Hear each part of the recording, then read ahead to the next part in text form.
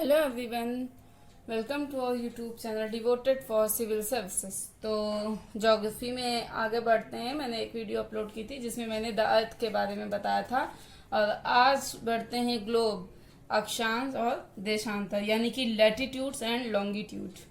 आप सभी हालांकि इससे परिचित होंगे, ठीक है। तो देखिए, देशांतर क्या है, अक्षांश क्या है। पृथ्वी के धरातल पर किसी भी बिंदु, मान के चलो पृथ्वी है, ठीक है ना। पृथ्वी के धरातल पर किसी भी बिंदु या स्थान की अवस्थिति को, कोई भी बिंदु या स्थान हो, इसकी अवस्थिति को अक्षांश तथा देशांतर के संदर्भ में निर्धारित किया जाता है। अक्षांश क्या होते हैं और देशांतर क्या होते हैं, इनके बारे में समझते हैं। देखिए, अक्षांश क्या होते हैं। अक्षांश का मतलब हो गया, मैंने भी बताया, लैटिट्यूड, ठीक है। इसका तात्पर्य क्या होता है कि किसी भी स्थान की विषुवत रेखा से कोणीय दूरी से है। किसी भी स्थान की विषुवत रेखा से कोणीय दूरी से इसका तात्पर्य होता है। इसे, यानी कि जो अक्षांश है, इसे क्या कहते हैं कि पृथ्वी के केंद्र पर विषुवत रेखा के साथ बनाए गए कोण से इसका संबंध होता है। अब देख लीजिए कैसे बनाए गए कोण से। एक आपने पढ़ा होगा 0 डिग्री इक्वेटर के बारे में पढ़ा होगा, ठीक है ना। तो विषुवत रेखा क्या, 0 डिग्री बोलते हैं या उसको विषुवत रेखा भी कहते हैं, क्योंकि मैंने अभी विषुवत रेखा वर्ड यूज किया, तो है क्या ये भी तो पता ना होगा। क्या बताया हमने कि विषुवत रेखा से कोणीय दूरी से इसका तात्पर्य होता है। तो देखिए, जो हमारा विषुवत रेखा होता है, यानी कि उसको इक्वेटर कहते हैं। इक्वेटर, या इसको 0 डिग्री लाइन भी कह देते हैं, 0 डिग्री लाइन ऑफ लैटिट्यूड भी कह देते हैं, ठीक है। विषुवत रेखा काल्पनिक रेखा होती है जो कि दोनों ध्रुवों के बीच में स्थित होती है। मैंने आपको बताया था कि ये क्या हो गया, हमारा नॉर्थ पोल, ये साउथ पोल हो गया। तो इन दोनों के बीच में ये स्थित होती है, एकदम एग्जैक्टली बीच में। ये 90 डिग्री नॉर्थ हो गया, ये 90 डिग्री साउथ हो गया, ठीक है। और ये हमारा इक्वेटर हो गया। इक्वेटर बोल लें या फिर इसको 0 डिग्री बोल लें, मैंने भी बताया। तो यहाँ से मान के चलो, ये ए कोई बिंदु है, यहाँ पे बी कोई बिंदु है, और ये इस तरह, ठीक है, ऐसे। इसको चाहे तो डैश वाली लाइन दे सकते थे। फिर इसमें क्या है कि यहाँ से ए पे मान के चलो कोई है, इस तरीके से, ठीक है। इसको 10 डिग्री मान लेते हैं, यहाँ से ऐसे लाइन कोई खींची होगी तो मान लेते हैं ये क्या है, 10 डिग्री है। तो इसके साथ इसका जो कोण बन रहा है, ये अक्षांश के द्वारा ही दर्शाया जा सकता है। मैंने क्या बताया था कि किसी भी स्थान की विषुवत रेखा से कोणीय दूरी से तात्पर्य होता है अक्षांश से, ठीक है। और इधर भी मान के चलो यही होगा, इस तरीके से। ये देखो, यहाँ भी मान के चलो 10 डिग्री है, तो क्या होगा, ये भी 10 डिग्री कोण हो जाएगा, ये भी 10 डिग्री कोण, ये 10 डिग्री नॉर्थ हो जाएगा और ये 10 डिग्री साउथ हो जाएगा, ठीक है ना। ये होता है। अब देखिए, समान अक्षांश वाले स्थानों को मिलाने वाली, समान स्थान वाले अक्षांशों को मिलाने वाली काल्पनिक रेखा को अक्षांश रेखा कहा जाता है। मैंने अभी आपको अक्षांश बताया क्या है। अक्षांश का तात्पर्य, देखिए, अक्षांश और अक्षांश रेखा अलग है। देखिए, अक्षांश क्या होता है कि किसी भी स्थान की विषुवत रेखा से कोणीय दूरी होती है। किसी भी स्थान की विषुवत रेखा से कोणीय दूरी को हम अक्षांश कहते हैं। ध्यान से सुन लीजिए, अभी आगे आएगा अक्षांश, ठीक है। ये अक्षांश हो गया। अक्षांश रेखा क्या होते हैं, समान स्थानों को मिलाने वाली, समान स्थानों को मिलाने वाली, जैसे एक स्थान यहाँ पे, एक स्थान यहाँ पे, एक स्थान यहाँ पे, तो समान स्थानों को मिलाने वाली, समान स्थानों का मतलब, सॉरी, समान अक्षांशों वाले स्थानों को मिलाने वाली, ये वर्ड बोलना चाहिए, इसका समान अक्षांश होगा। समान अक्षांश वाले स्थानों को मिलाने वाली काल्पनिक रेखा को अक्षांश रेखा कहते हैं। तो ये हमारी अक्षांश रेखा होगी, क्यों, क्योंकि ये समान स्थानों को मिला रही है। सभी अक्षांश रेखा एक दूसरे की क्या होती हैं, समानांतर होती हैं। इस तरीके से जितनी भी अक्षांश रेखाएं होती हैं, वो सभी एक दूसरे के समानांतर होती हैं, सभी एक दूसरे के समानांतर होती हैं। अब बात करते हैं लॉन्गिट्यूड क्या होता है। देखिए, जो हमारी प्रधान मध्याह्न रेखा होती है, या प्राइम मेरिडियन इसको कहते हैं, प्राइम मेरिडियन, ठीक है ना। देखिए, प्राइम मेरिडियन से किसी भी स्थान की कोणीय दूरी को, प्राइम मेरिडियन से किसी भी स्थान की कोणीय दूरी को उस स्थान का देशांतर कहा जाता है। ये हमारी प्राइम मेरिडियन है, ठीक है। इसको 0 डिग्री मेरिडियन भी कहते हैं। तो मैंने क्या कहा कि प्रधान मध्याह्न रेखा से यानी कि इससे 0 डिग्री भी इसको कहते हैं, तो 0 डिग्री मेरिडियन से या ग्रीनविच रेखा भी इसको कहते हैं, ध्यान रहे। 0 डिग्री मेरिडियन लाइन नाम है, फिर ग्रीन मेरिडियन, 0 डिग्री मेरिडियन बोलेंगे, मेरिडियन, और फिर ग्रीनविच रेखा इसको कहते हैं, ठीक है ना। और इसको प्रधान मध्याह्न रेखा यानी कि प्राइम मेरिडियन भी कहते हैं। तो यहाँ से किसी भी स्थान की कोणीय दूरी को, उस स्थान का क्या कहा जाता है, देशांतर कहा जाता है। ये देखिए इस तरीके से, ठीक है। तो मान के चलो ये क्या हो गया, ये इसको हम कहेंगे, ये क्या है हमारा 10 डिग्री है, मान लेते हैं 10 डिग्री है, ठीक है। तो इसे हम कहेंगे 10 डिग्री वेस्ट, ठीक है ना, 10 डिग्री वेस्ट। इसे कहेंगे 10 डिग्री ईस्ट मेरिडियन, इसे कहेंगे 10 डिग्री वेस्ट मेरिडियन, इसे कहेंगे 10 डिग्री ईस्ट मेरिडियन, ठीक है। तो समान देशांतर वाले स्थानों को, जो भी समान देशांतर वाले स्थानों को मिलाने वाली काल्पनिक रेखा देशांतर रेखा कहलाती है। काल्पनिक रेखा को क्या कहते हैं, देशांतर रेखा कहते हैं। तो आई होप आप लोग को समझ में आ गया होगा। जब हम बात कर रहे हैं कि किसी कोणीय दूरी अगर हम ले रहे हैं तो उसको अक्षांश कह दे रहे हैं, ठीक है। प्रधान मध्याह्न रेखा से यहाँ बात कर रहे हैं, किसी भी स्थान की कोणीय दूरी को उस स्थान का देशांतर कह दे रहे हैं, ठीक है। लेकिन फिर हम बात कर रहे हैं कि समान देशांतर वाले स्थानों को मिलाने वाली रेखा को देशांतर रेखा कहते हैं, ठीक है। तो आई होप आप लोग को समझ में आया होगा।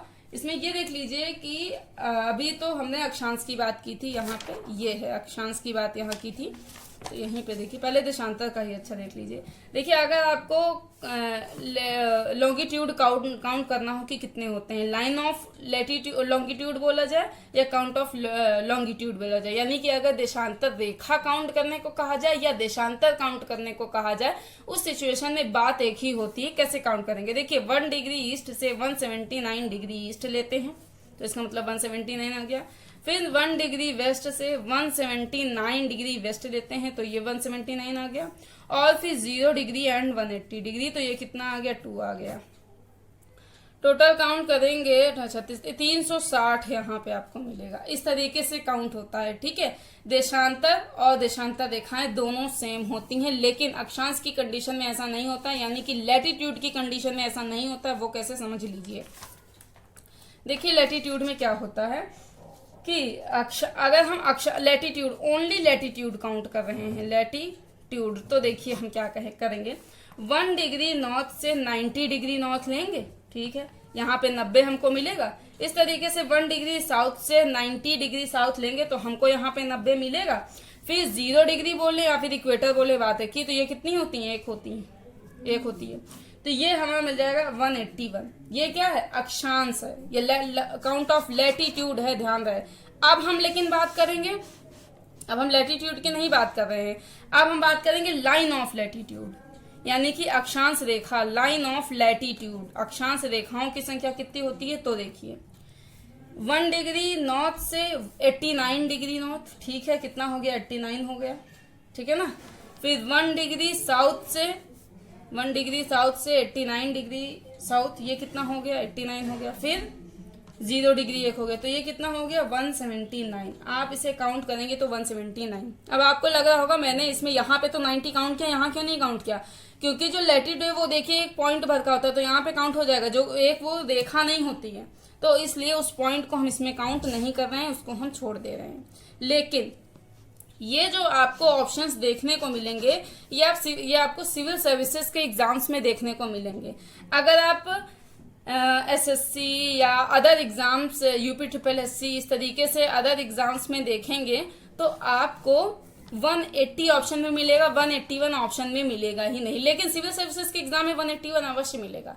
तो ध्यान रहे, नॉर्मली आपको 180 ही पता रहता है, ये चीजें नहीं पता रहती, जो कि यही सही है असल मायनों में देखा जाए, ठीक है। तो आई होप आप लोग को समझ में आया होगा।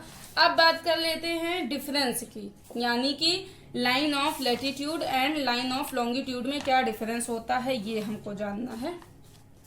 तो इसके जानने के लिए हम करेंगे क्या कि देखिए, जो हमारी ये होती हैं अक्षांश रेखाएं होती हैं, ये हम अक्षांश की बात कर रहे हैं, यानी कि लैटिट्यूड की, और ये हम लॉन्गिट्यूड की बात कर रहे हैं, ठीक है। ये अक्षांश रेखाएं हमारी पूर्व से पश्चिम होती हैं। आधे लोग तो बहुत चक्कर रह गए होंगे कि ये पूर्व से पश्चिम कैसे हो गई भाई, पूर्व से पश्चिम और पश्चिम से पूर्व इस तरीके से होती हैं। अक्षांश रेखाएं देखिए कैसे होती हैं, ऐसे ऐसे होती हैं, मालूम है भाई, ऐसे ऐसे होती हैं, है ना, दिख रहा है ना, अक्षांश रेखाएं ऐसी ही होती हैं, बिल्कुल सही बना रहे हैं।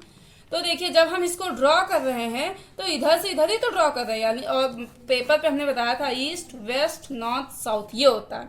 तो देखिए ईस्ट से वेस्ट या वेस्ट से ईस्ट, यानी कि पूर्व से पश्चिम या पश्चिम से पूर्व ही तो ड्रॉ करेंगे। देखिए पूर्व एवं पश्चिम होती है, ठीक है ना, इसलिए मैंने कहा।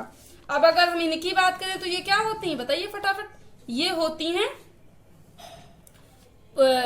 उत्तर दक्षिण होती हैं। देखिए बना रही हूँ, ये क्या होती हैं, ठीक है, थोड़ा डायग्राम ना भी अच्छा बने तो समझने के लिए समझ लीजिए आप लोग, ठीक है। तो ये क्या होती हैं, उत्तर दक्षिण होती है। देखिए हम ऊपर से नीचे या नीचे से ऊपर ही ड्रॉ कर पाएंगे इसको, ठीक है। तो ये उत्तर दक्षिण होती है। और ये क्या होती हैं, वृत्ताकार होती हैं, आपको दिख भी रहा है। अगर आप ऐसे पूरा ग्लोब अगर होगा, मान के चलो इसको, मान के चलो ये ग्लोब है, गोला मान लो, है तो नहीं हालांकि, लेकिन मान लो तो ये अगर ग्लोब है तो जब हम कोई अक्षांश ड्रॉ करेंगे तो देखिए इस तरीके से ड्रॉ करेंगे। ये देखिए दिख रहा है ना, ये देखिए इस तरीके से पूरा हम ड्रॉ कर रहे हैं, यानी कि ये क्या होती हैं, गोल होती हैं, दिख रहा होगा आपको, ठीक है ना। लेकिन अगर हम क्या करते हैं, एक लॉन्गिट्यूड को ड्रॉ करते हैं, यानी कि देशांतर रेखाओं को ड्रॉ करते हैं, तो ये अर्धवृत्ताकार होती हैं। आप देखिए जरा इनको, आप जब इनको देखेंगे तो ऊपर से नीचे मिलाएंगे, ये देखिए ये मिला, और इसी तरह मतलब इसको मिलाएंगे इस तरीके से, ये देखिए, और फिर इस तरीके से इसको ऐसे ऐसे मिलाते जाएंगे, ऐसे ऐसे मिलाते जाएंगे, ऐसे इसी तरीके से बनता जाएगा। तो ये क्या होती हैं हमारी, ये क्या होती हैं, ये अर्धवृत्ताकार दिख रहा होगा आप लोगों को। देखिए पूरा ये नहीं होता है, ये अर्धवृत्ताकार होता है, ठीक है ना।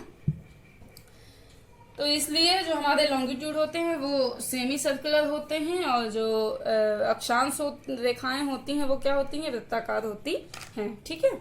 तो अब देखिए जो इसमें सबसे लंबी आपसे क्वेश्चन अगर पूछा जाए कि ग्रेट सर्किल किसे कहते हैं, जो कि पूछा जा चुका है,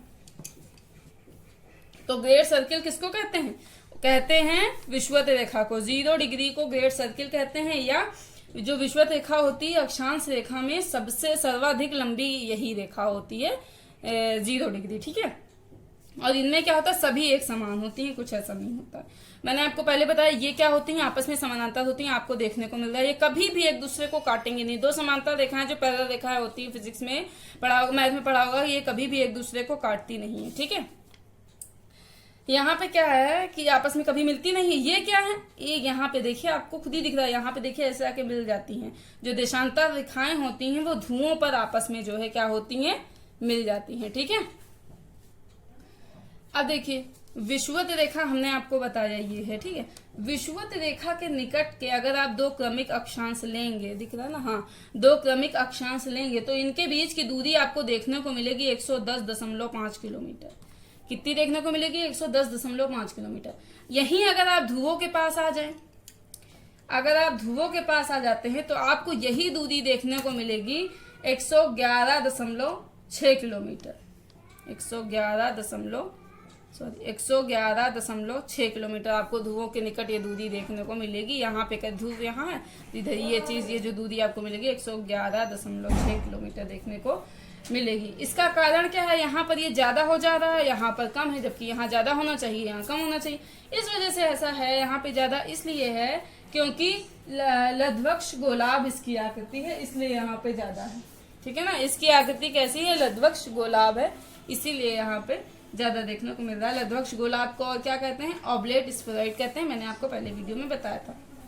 आप देखिए यहाँ पे क्या है, विषुवत रेखा पर 2 क्रमिक देशांतर रेखाओं के बीच की दूरी, विषुवत रेखा पर 2 क्रमिक इनके बीच की दूरी कितनी होती है, 111.32 किलोमीटर इतनी होती है। यहीं अगर आप यहाँ पे लेंगे तो यहाँ पे 0 होती है। दिख ही रहा है क्या डिफरेंस है, तो ये देखिए ऐसे से देखिए, ये देखिए क्या डिफरेंस है, कुछ नहीं, यहाँ पे लगभग 0 ही हो, मतलब 0 ही मानी जाती है, ठीक है।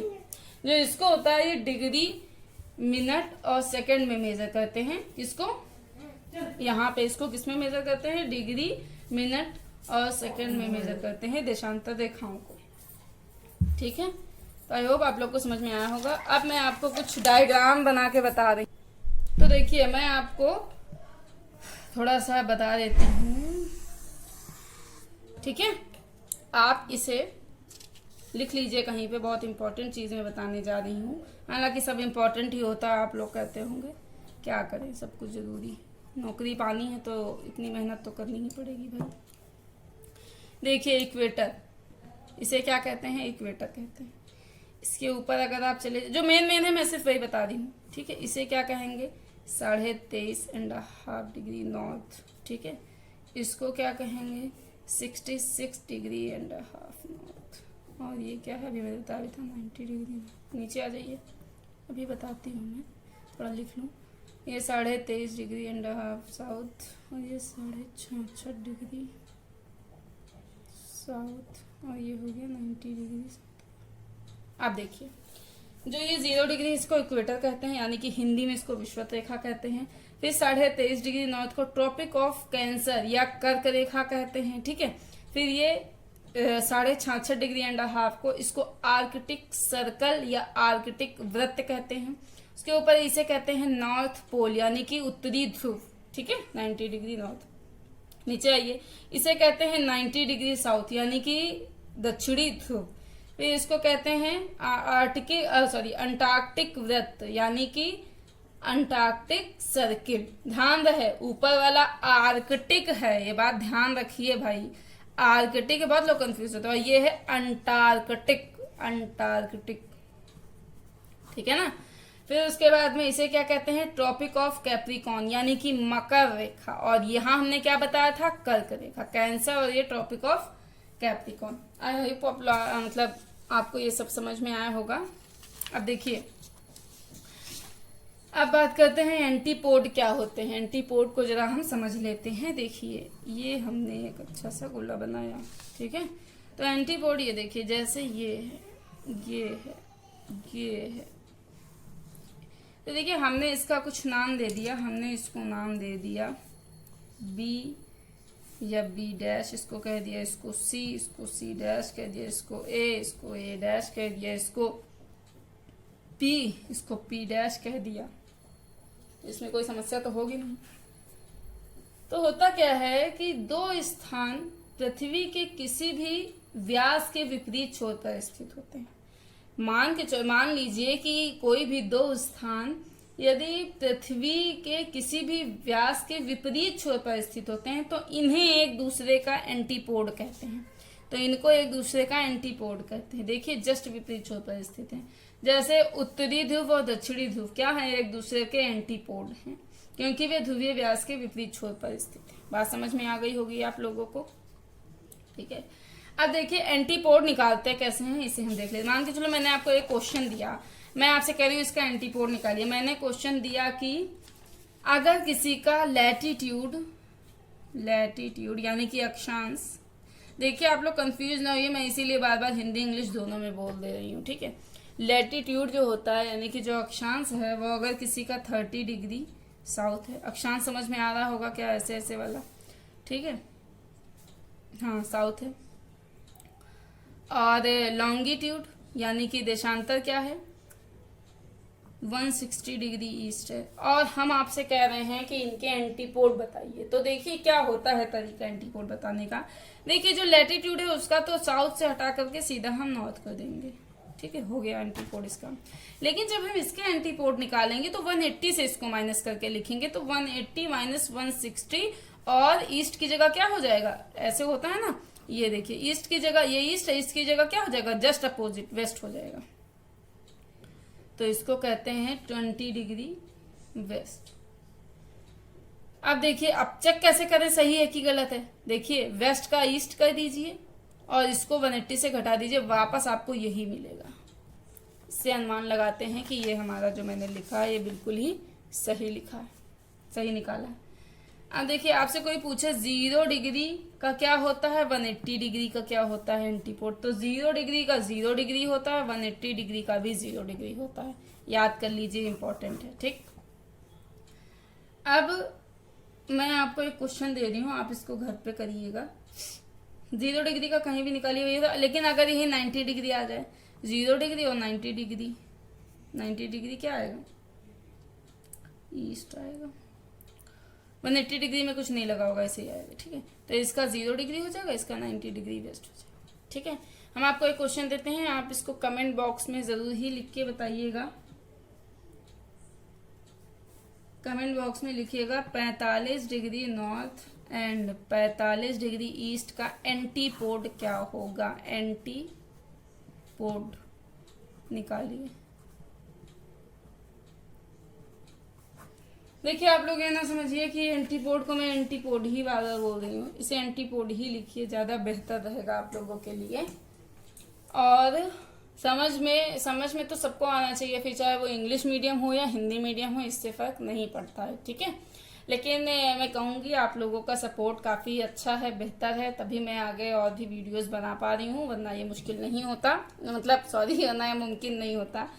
तो आज के लिए इतना ही रखते हैं। कल जो मैं आपका टॉपिक शुरू करूंगी उसका नाम है लॉन्गिट्यूड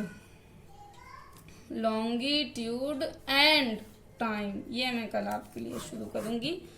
तो जितना मैंने बताया है इसको रिवाइज करिएगा, इसका आंसर कमेंट सेक्शन में जरूर दीजिएगा, ताकि मुझे भी तो पता चले कि जितने लोग मेरे वीडियो देख रहे हैं उनको समझ में आ भी रहा है कि या नहीं आ रहा है, ठीक है। अगर नहीं समझ में आएगा तो मैं कोई बात नहीं, दोबारा बता दूंगी, इसमें कुछ ऐसी बात नहीं है। तो आज के लिए इतना ही रखते हैं। मेरे चैनल को सब्सक्राइब जरूर करिए, जो लोग नए हैं जरूर सब्सक्राइब करें, शेयर करें, लाइक करें, और जो लोग पुराने हैं जिन्होंने सब्सक्राइब कर लिया है उनके लिए थैंक यू बहुत ज़्यादा। और बाकी आप लोग पढ़ते रहिए, आगे बढ़ते रहिए, बेहतर होगा तभी एक अच्छे समाज का विकास हो सकता है, मुझे ऐसा लगता है। मतलब ये मेरी पर्सनल सोच है, आप लोग का अपना अलग भी सोच हो सकती है। मेरे हिसाब से लगता है कि अगर व्यक्ति शिक्षित है तो वो हर एक काम को एक बेहतर तरीके से कर सकता है, बजाय जो बिना पढ़े, जो नहीं पढ़े हैं उनके मुकाबले मैं बात कर रही हूँ। तो शिक्षा बहुत ज़रूरी है, किसी भी क्षेत्र में हो आप, किसी भी क्षेत्र में हो, नॉलेज अगर आपको मिल रही है तो उसे गेन करना चाहिए। हाँ वो बात अलग है, कुछ लोगों के पास टाइम नहीं होता है, अपना बहुत बिजी शेड्यूल होता है। सच बात तो ये है कि 10-20 मिनट में कुछ नहीं किसी का चला जाता है। मेरी वीडियोस ज़्यादा लंबी भी नहीं रहती हैं, तो इसलिए बेहतर करिए कि आप लोग वीडियो ज़रूर देखें, और ताकि आप एक जागरूक नागरिक बन सकें। जागरूक नागरिक बनने के लिए बहुत ज़रूरी है चारों तरफ से अवेयर रहना। वैसे जागरूक नागरिक बनने के लिए पॉलिटी बहुत ज़्यादा ज़रूरी है पढ़ना, वो भी मैं पढ़ाऊँगी, आगे पढ़ाऊँगी। अभी फ़िलहाल इतने ही रखते हैं। Thank you.